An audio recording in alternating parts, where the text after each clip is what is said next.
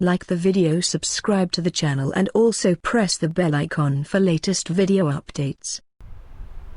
Hello my dear students, मैं मनीष पांडे आपका English mentor स्वागत करता हूं इसरो एकेडमी के ऑफिशियल यूट्यूब चैनल पे। पिछली क्लास में आप लोगों ने काफ़ी अच्छा रिस्पांस दिया और उस क्लास में मुझे कुछ कमेंट्स भी मिले थे जिसमें लोगों ने बच्चों ने गुजारिश की थी कि सर बेसिक से कुछ शुरू करिए। तो जो बच्चे पिछली क्लास में पिछला वीडियो देखें उसमें मैंने कहा था कि मैं उस CPSI की सीरीज़ में नेक्स्ट जितने भी टॉपिक्स हैं उस पर कुछ लेक्चर्स लेकर के आऊँगा, कुछ क्वेश्चन सीरीज लेकर के आऊँगा। तो ऑब्वियसली वो चलती रहेगी अपनी जगह पे, बट ये अभी जो लेकर के आया हूँ आज टेंसेस का पार्ट 1, वो आज से हम लोग बेसिक पार्ट में शुरू करते हैं। ठीक है, तो जैसा कि आप लोग अपने स्क्रीन पे देख रहे हैं कि टेंसेस पार्ट 1, पहले तो मुझे ये डिस्कस करना है कि भैया टेंसेस है क्या, हम लोग टेंसेस पढ़ क्यों रहे हैं। जो बच्चे एकदम नए हैं हमारे चैनल पे, वो लोग चैनल को लाइक कर दें, चैनल को सब्सक्राइब कर दें, हमारे वीडियोस को लाइक कर दें और हमें सपोर्ट करें। तो आगे बढ़ते हैं। टेंसेस एक्चुअली में है क्या, हमें ये जानना है। पहले हम लोग बचपन से स्कूल में भी पढ़ते आए हैं टेंसेस, लेकिन जो टेंसेस हम वहाँ पढ़ते आए हैं वो हमें यहाँ पर कोई काम का नहीं है। ठीक, जैसे कि सिंपल टेंस, कॉन्टिन्यूस टेंस वगैरह वगैरह रट्टा मार करके आपने सब कुछ स्कूल में कॉलेज में पास कर लिया, लेकिन वो हमारे किसी काम का अब है नहीं। तो भैया टेंसेस का क्या काम है, क्या रोल है, हमें ये जानना है। ठीक, कॉम्पिटिटिव एग्जामिनेशन में टेंसेस से जुड़े हुए बहुत तरीके के सवाल बन सकते हैं, बहुत प्रकार के सवाल बनेंगे, जो कि आने वाले लेक्चर्स में और इसी लेक्चर में हम लोग काफ़ी सारे सवालों को देखा जाएगा।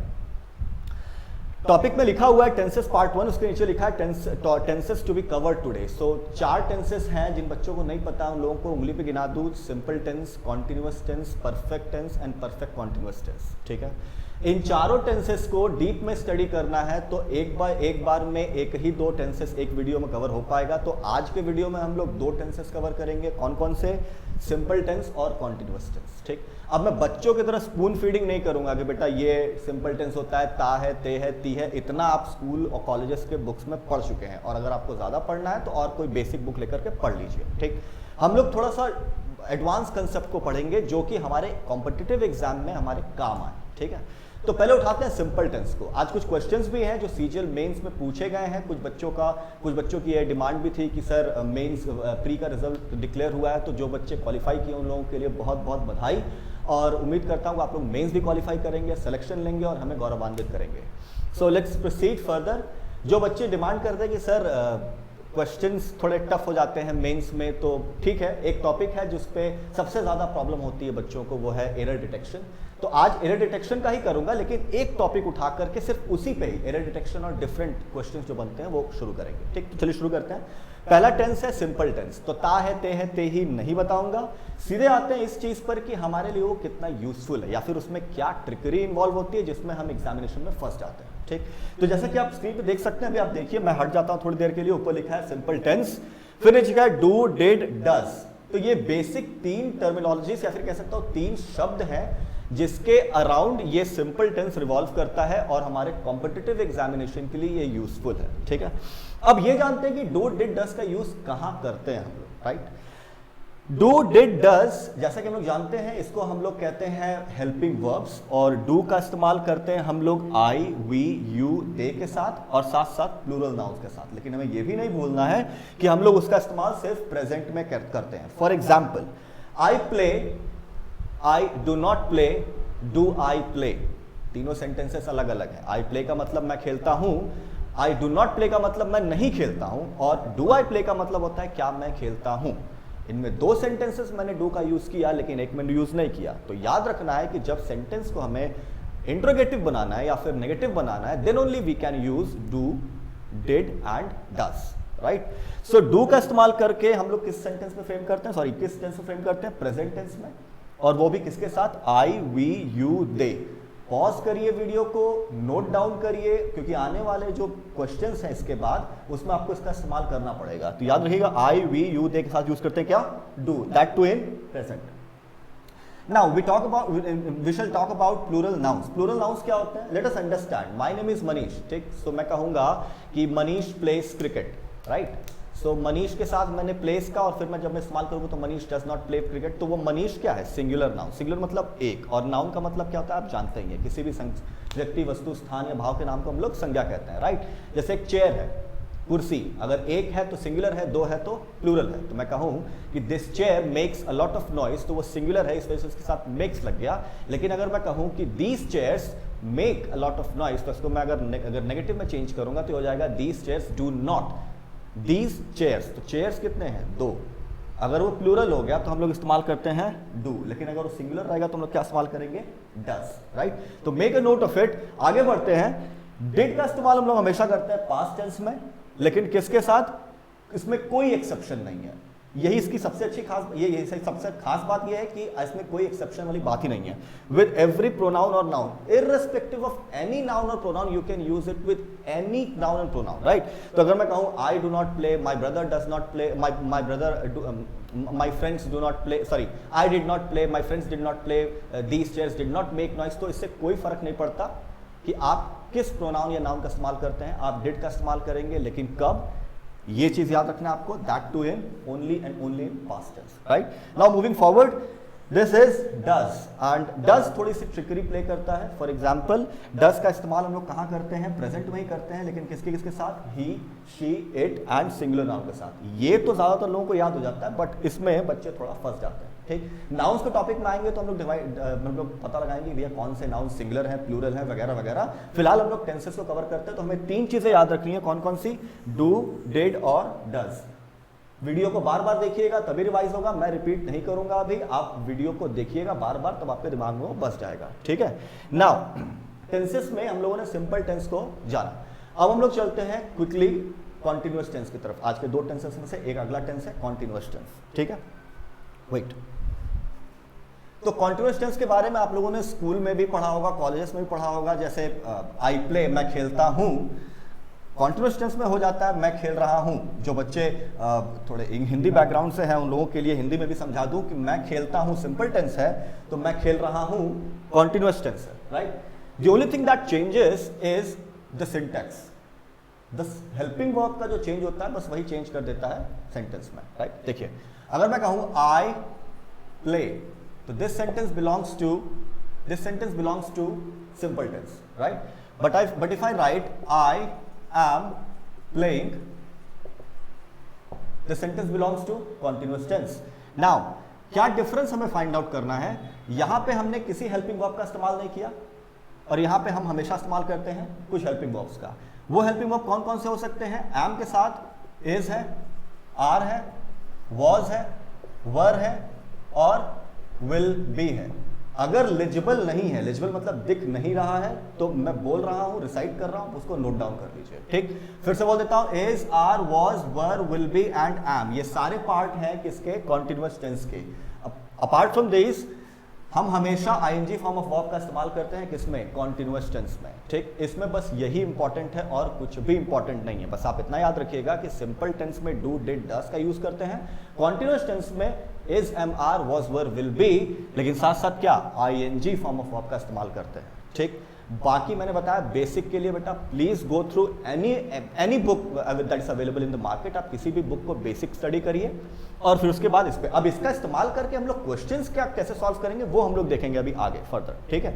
अब देखिए, अब हम लोग डिसाइड करेंगे, मैंने दो टेंसेस के बारे में आपको बता दिया, अब हम लोग खेल खेलेंगे कैसे क्वेश्चंस आते हैं टेंसेस के ऊपर, क्योंकि इंपॉर्टेंट यही है कि क्वेश्चन कैसा आता है। आपसे क्लास में तो ये नहीं, आपसे एग्जामिनेशन में ये तो नहीं पूछेगा बेटा देखो ये सेंटेंस लिखा है बताओ किस टेंस में, कभी पूछा ऐसा सवाल? नहीं। जब आपका लेवल हाई जाता है तो फिर उसका इस्तेमाल करके उसमें आपको फंसाने की कोशिश करता है। तो आज हम लोग यही जानते हैं कि ऐसे क्वेश्चंस, इसके ऊपर बेस्ड क्वेश्चंस कैसे बनते हैं, ठीक। स्क्रीन पे आपको दिख रहा है स्लाइड में कि टेंसेस क्या क्या है, कौन कौन से टेंसेस स्टडी करेंगे। दो टेंसेस स्टडी कर लिया हमने।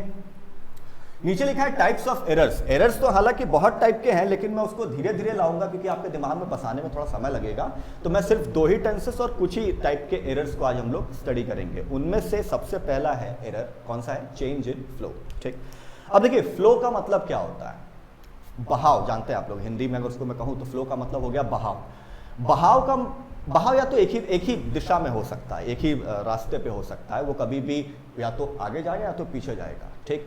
वो ऐसा तो नहीं होगा कि इधर से इधर बहाव हो रहा है, इधर से इधर बहाव हो रहा है। तो फ्लो का मतलब एक ही डायरेक्शन में जाना चाहिए, और वही चीज इंग्लिश में टेंसेस के साथ अप्लाई होती है। ये बहुत ही कॉमन सा मिस्टेक है जो हर एग्जामिनेशन में जहां पे इंग्लिश पूछी जाती है वो अप्लाई करता है, ठीक।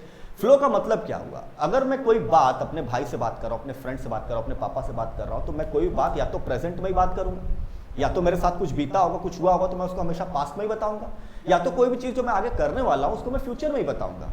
मैं अगर दो तीनों को मिक्स कर दूंगा तो वो क्या कहलाता है? Change in flow. और ये फ्लो वाले जो क्वेश्चंस होते हैं वो आपको बहुत ज्यादा दिख जाएंगे, ट्रस्ट मी। आप कोई भी पुराना पेपर उठा के देख लीजिए, सीजीएल का हो, सीएचएसएल का हो, आपको एरर डिटेक्शन में या फिर किसी भी क्वेश्चन में फ्लो वाले क्वेश्चंस बहुत सारे मिल जाएंगे। तो आज हम लोग फ्लो को स्टडी करेंगे। एक एग्जांपल लिखता हूं, ठीक? अगर मैं कहूं there is a lot of crowd in the market. अगर लेजिबल नहीं है मैं बोल रहा हूं, उसको याद रखिएगा। There is a lot of crowd in the market, so I did not go there. ठीक? There is a lot of crowd in the market, so I did not go there. ये सिर्फ एग्जाम्पल है आपको समझाने के लिए कि flow क्या होता है। फ्लो मतलब, शुरू करते हैं। देखिए, शुरुआत में सेंटेंस को मैंने किस टेंस में बोला? मैंने लिखा is. This shows that this sentence started with present tense. मतलब अभी मैं सेंटेंस को जो बोल रहा हूं तो प्रेजेंट में कह रहा हूं कि मार्केट बहुत ज्यादा क्राउड है। फिर उसके बाद मैंने दूसरा टेंस क्या किया? मैंने यहाँ पे डिड का यूज किया। अभी मैंने समझाया कि डिड का इस्तेमाल कहाँ करते हैं? पास्ट टेंस में करते हैं। और पास्ट टेंस में करते हैं तो सेंटेंस के फ्लो में चेंज आया कि नहीं आया? राइट?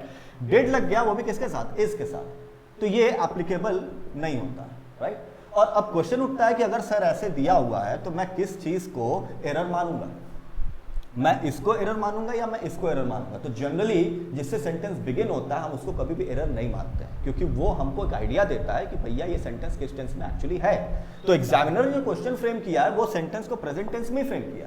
अब आप उसको क्या करेंगे? इस वाले को एरर मान करके चलेंगे। ठीक? तो बेसिक आइडिया मिल गया कि भैया जो फ्लो ऑफ टेंसेस क्या होता है। ठीक? अब चलते हैं दूसरा सेंटेंस, दूसरा एरर।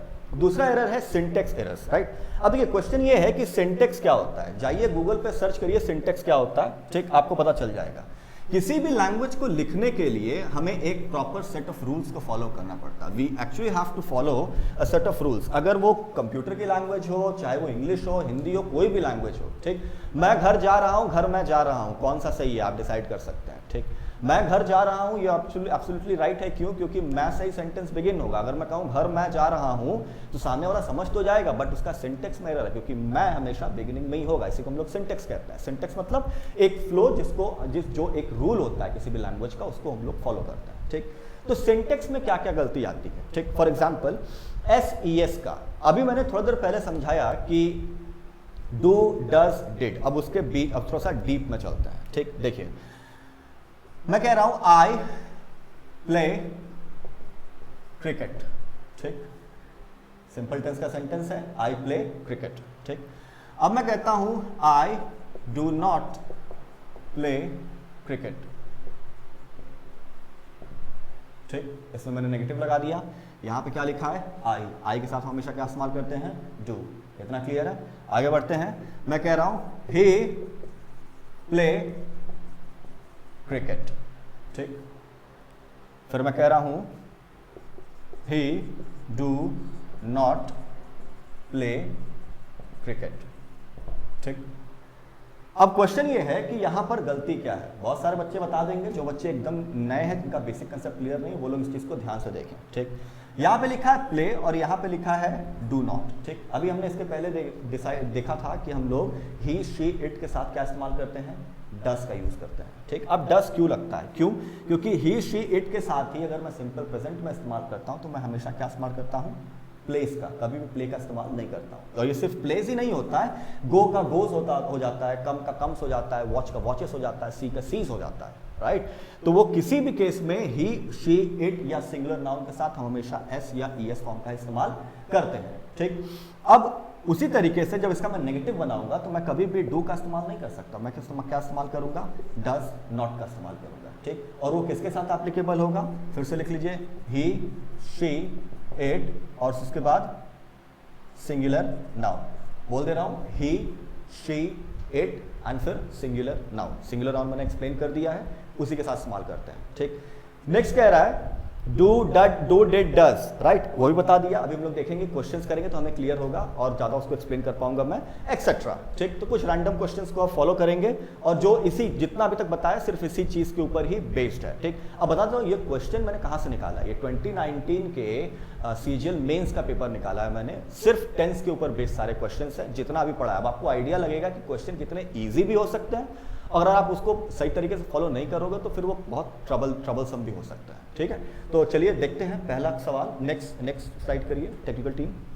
ओके, आपके स्क्रीन पे एक सवाल आ गया है। जब तक मैं रब कर रहा हूं आप लोग उसको ट्राई करिए, फाइंड आउट करने की कोशिश करिए कि एक सवाल कहां पे गलती है, कहां पे एरर है, किस सेक्शन में है, और सेल्फ असेसमेंट करिए, आपको कितना आता है, कितना कर पाए हैं आप लोग, वो आप ही लोग डिसाइड कर पाएंगे और अपने आप को एसेस कर पाएंगे ताकि आप आने वाले एग्जाम में अच्छे से अपीयर कर पाए। तो question says error detection based on tenses. The question says there is she is a great cook, comma, has her own blog on YouTube and was followed by 1 lakh viewers, और फिर उसके बाद है नो एरर। नीचे लिखा है CGL mains 2019, 11 सितंबर 2019 की shift का है ये, 3 से 5 वाली शिफ्ट में क्वेश्चन पूछा गया था। ठीक है, अब मेंस का स्टैंडर्ड है तो हाई, लेकिन आपको एवरेज क्वेश्चंस भी काफी सारे मिलेंगे। तो जैसे ये क्वेश्चन है, अभी मैंने शुरुआत में पहला टाइप का एरर क्या बताया था, फ्लो, राइट। फाइंड आउट करिए इसमें फ्लो में चेंज कहां हो रहा है। ये exactly as it is question framed वहां था, मैंने वहां से उठा के सिर्फ कॉपी पेस्ट कर दिया है।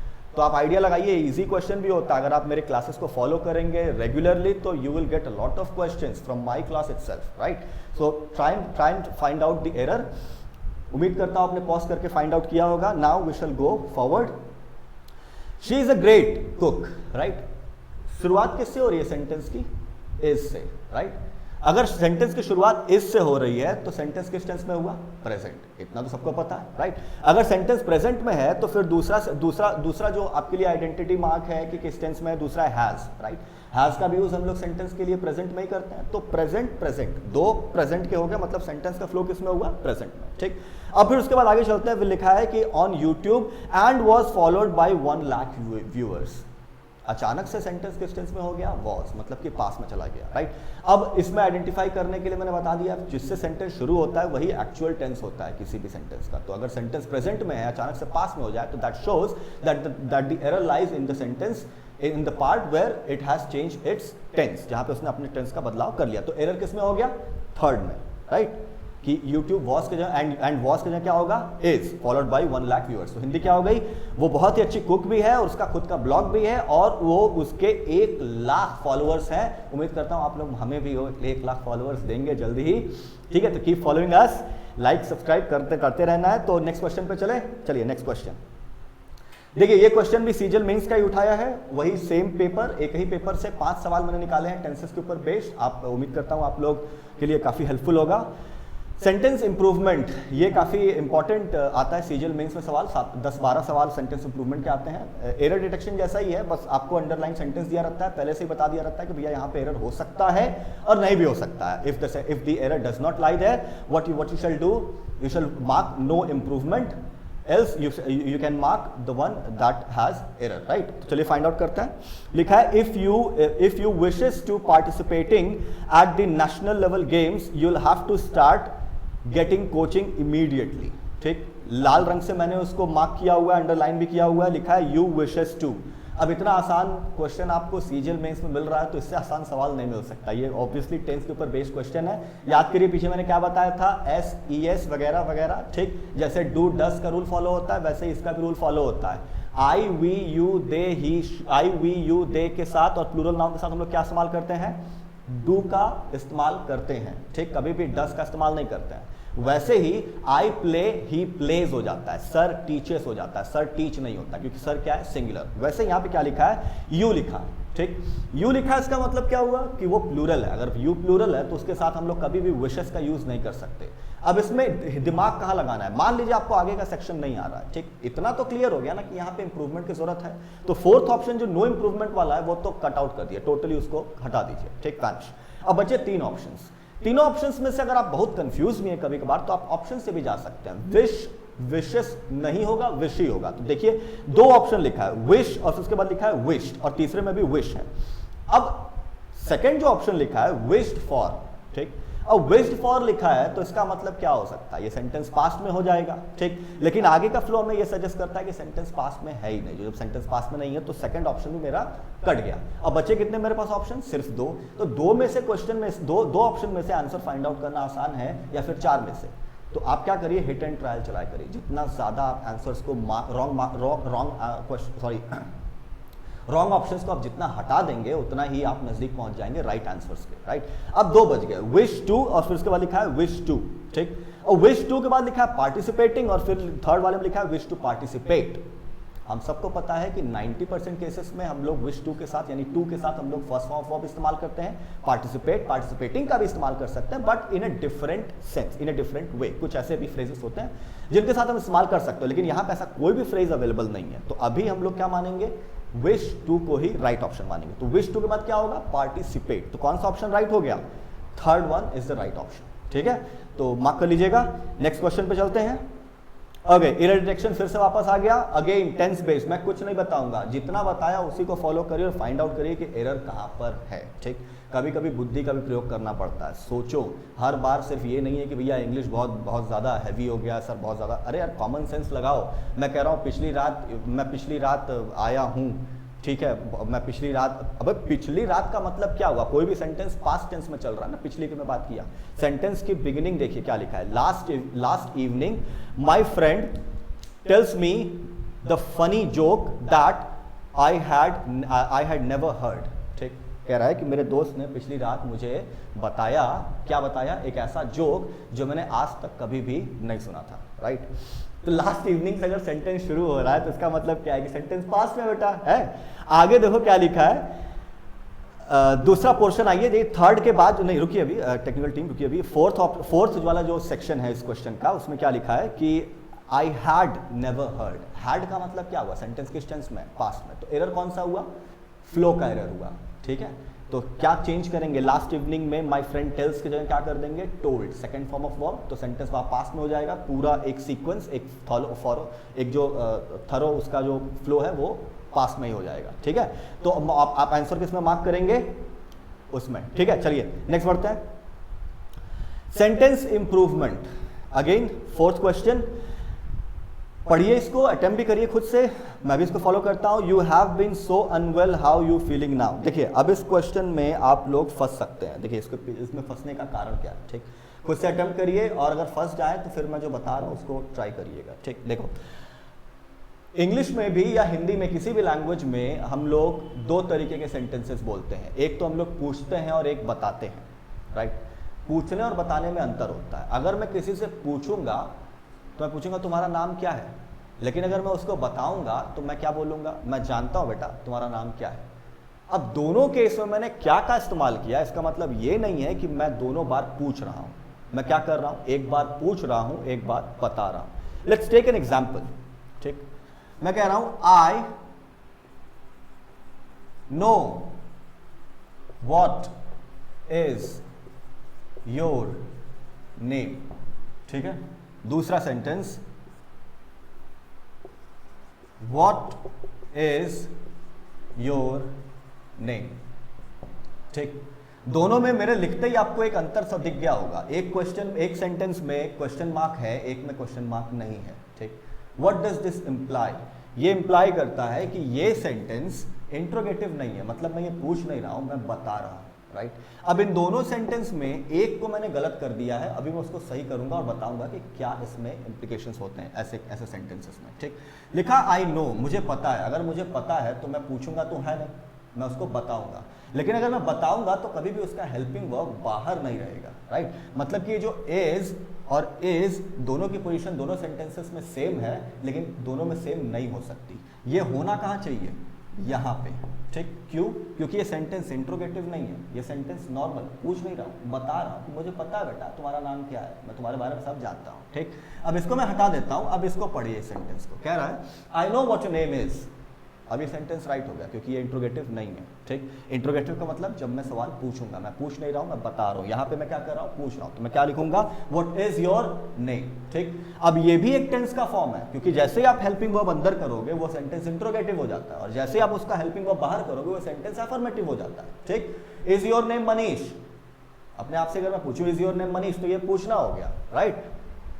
सही है ना? मैं कहूं I know your name is Manish, तो यहां पे मैं पूछ नहीं रहा हूं, मैं बता रहा हूं। अब इस क्वेश्चन को फॉलो करें, देखिए क्या लिखा है, सेंटेंस इंप्रूवमेंट, फिर से वही सेम पेपर देख रहे हैं, सीजीएल मेंस 2019 11 सितंबर 2019, ठीक? कह रहा है you have been so unwell, कोई व्यक्ति है, कोई लेडी है या जो कोई भी व्यक्ति है वो आकर के पूछ रहा है कि भाई तुम काफी बीमार हो आजकल, मैं सुन रहा हूं, how you feeling now. Sentence improvement का है, यू और फीलिंग को हमें रिप्लेस करना है। अब आप ये डिसाइड करिए कि ये सेंटेंस में वो पूछ रहा है कि बता रहा है।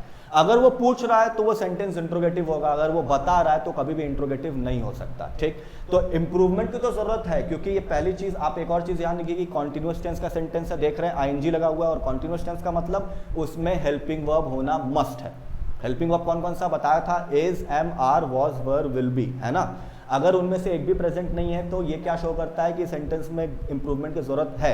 अब इंप्रूवमेंट के लिए मैं चलता हूं 3 ऑप्शंस, नो इंप्रूवमेंट वाला ऑप्शन को तो हटा ही देते हैं क्योंकि हमने क्लियर कर लिया कि इंप्रूवमेंट की जरूरत है ना। सवाल ये है, पहला ऑप्शन कह रहा है यू इज फीलिंग, अरे भैया यू इज फीलिंग, यू के साथ कभी इसका प्रयोग किया है? कोई एकदम मतलब जो एकदम बिगिनर होगा उसको ही पता होगा कि यू के साथ कभी भी इसका इस्तेमाल नहीं कर सकते। 2 ऑप्शन तो मेरा ऐसे ही कट गया, कौन कौन सा भैया, थर्ड वाला और फर्स्ट वाला, ठीक है? अब बचा क्या, सेकंड और थर्ड, सॉरी सेकंड और फोर्थ। अब हमें डिसाइड क्या करना है कि ये सेंटेंस पूछ रहा है कि बता रहा है। अब देखिए एक में क्या लिखा है, आर यू फीलिंग लिखा है और एक में लिखा है यू आर फीलिंग, ठीक? आप लोग डिसाइड करिए, मेरे हिसाब से तो ये बता नहीं रहा है, ये पूछ रहा है कि भैया तुम कैसे हो, ठीक? तो क्वेश्चन क्या हो गया, you have been so unwell, how are you feeling now, question mark लगा है ना? तो कौन से ऑप्शन के साथ जाएंगे हम लोग, ऑप्शन नंबर 4, ठीक है? तो ये टेंसेस के ऊपर बेस्ड क्वेश्चंस थे, ठीक? चलिए टेक्निकल टीम चेंज करिए आप। ओके, सो आज की क्लास हम लोग यहीं पर एंड करेंगे डियर, क्योंकि थोड़ा लंबा हो जाएगा और आप लोग अभी उसको पहले थोड़ा सा अपने दिमाग में बसाइए, थोड़ा रिवाइज करिए, जितनी बार हो सके उतनी बार वीडियो देखिए, लेकिन इस कंसेप्ट को पहले क्लियर कर लीजिए, तभी हम लोग नेक्स्ट क्लास में इसमें आगे बढ़ पाएंगे। आज हमने दो टेंसेस को स्टडी किया, कौन कौन से, simple tense and continuous tense. आप डीप में कोई भी बुक उठाइए, पढ़िए, कोई भी डाउट हो तो हमारे डिस्कशन चैनल में पेस्ट करिए, या फिर मुझे फेसबुक पे मैसेज भी कर सकते हैं, या फिर आप मेरे कमेंट सेक्शन में भी इस क्वेश्चन को डाल सकते हैं, मैं ज़रूर उसका रिप्लाई करूँगा, या फिर कोई ना कोई हमारे इसरो टीम से उसको रिप्लाई ज़रूर करेगा, ठीक है? सो आज यहीं पर इस सेशन को एंड करते हैं और जल्द ही मैं लेके आऊँगा इसका नेक्स्ट पार्ट, और तब हम लोग आगे बढ़ेंगे और टेंसेस को ख़त्म करेंगे। और आप जानते हैं आपको करना क्या है, आपको मेरे इस वीडियो अगर अच्छा लगा तो उसको लाइक कर दीजिए, हमारे चैनल को सब्सक्राइब कर दीजिए, और keep supporting us. Till then be patient and wait for my next video. जय हिंद।